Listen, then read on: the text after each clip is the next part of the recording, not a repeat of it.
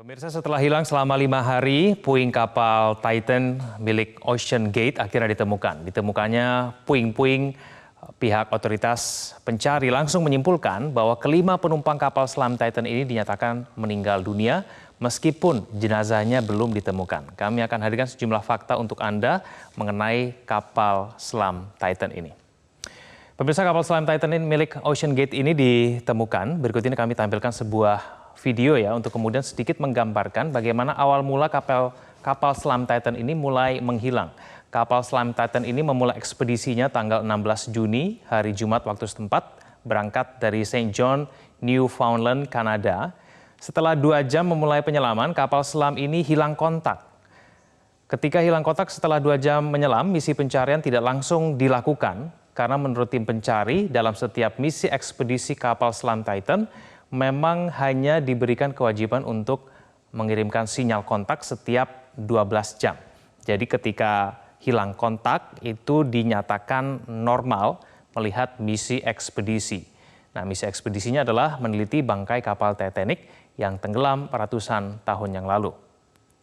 Nah, kedalaman dari bangkai kapal Titanic ini sendiri adalah 4.000 meter ya, supaya kemudian Anda mendapatkan gambaran seberapa dalam 4.000 meter itu. Ini artinya adalah ketinggian Monas dikalikan 30. Nah, itu adalah ketinggian kedalaman 4.000 meter.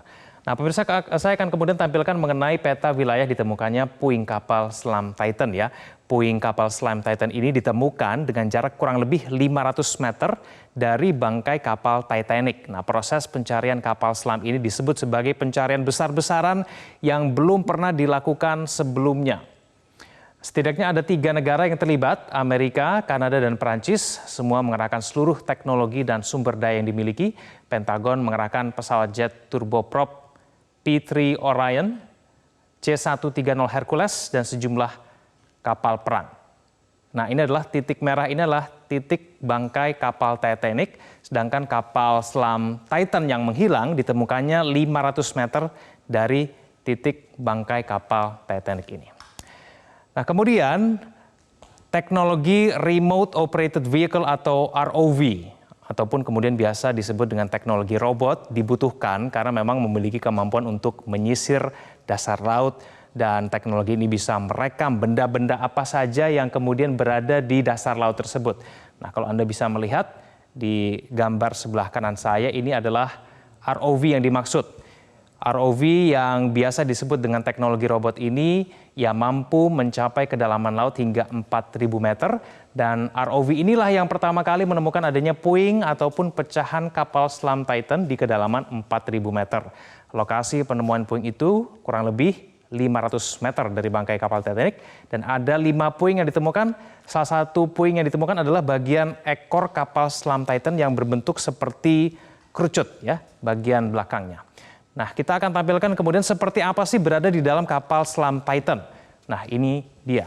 Kurang lebih seperti ini pemirsa, dengan dimensi 6 kali 2,8 kali 2,5 meter. Kapal ini memang hanya memuat maksimal 5 orang. Posisi duduk di kapal Titanic ini pun tidak ada nyaman-nyamannya. Ya, tidak ada kenyamanan sama sekali ketika kemudian duduk berada di dalam kapal selam Titan ini. Setiap penumpang harus duduk bersila dengan posisi sempit-sempitan. Satu-satunya pandangan keluar hanya terlihat lewat kaca besar di bagian depan. Nah, apabila ada 5 orang yang ikut, maka ketahanan oksigennya hanya bertahan selama 96 jam. Dan kapal selam ini juga disebut memiliki sistem keamanan darurat dan sudah melalui 50 uji penyelaman. Nah, siapa saja kemudian orang yang menjadi penumpang kapal selam Titan ini?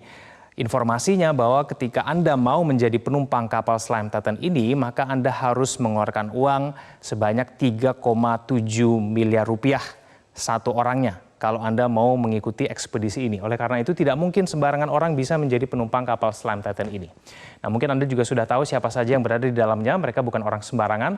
Ada Hamish Harding yang merupakan miliarder asal Inggris, pemilik Action Aviation, kemudian ada Paul-Henri Nargeolet yang merupakan mantan penyelam angkatan laut dengan pengalaman lebih dari 25 tahun. Lalu kemudian ada Shahzada Daud, salah satu orang terkaya di Pakistan, beserta anaknya Sulaiman Daud yang masih menjadi mahasiswa berusia 19 tahun.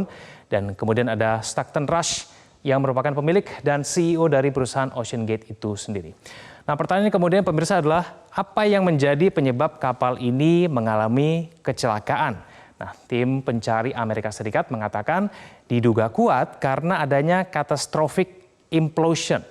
Nah, apa itu catastrophic implosion? Nah, ini berbeda dengan explosion yang merupakan ledakan. Implosion terjadi karena adanya tekanan yang sangat tinggi sehingga menghancurkan struktur kapal selam. Nah, ibaratnya seperti kaleng minuman soda ya yang biasanya Anda remukan dengan tangan ketika selesai diminum, ya kurang lebih seperti itu. Nah, gambar yang kami tampilkan ini merupakan sebuah perumpamaan saja bahwa sebuah implosion yang terjadi di sebuah kapal selam. Nah, di kedalaman 4.000 meter tekanan air memang menjadi besar. Kalau tekanan atmosfer di kapal di permukaan laut itu 14,7 PSI, maka tekanan atmosfer di kedalaman 4.000 meter itu mencapai 6.000 PSI.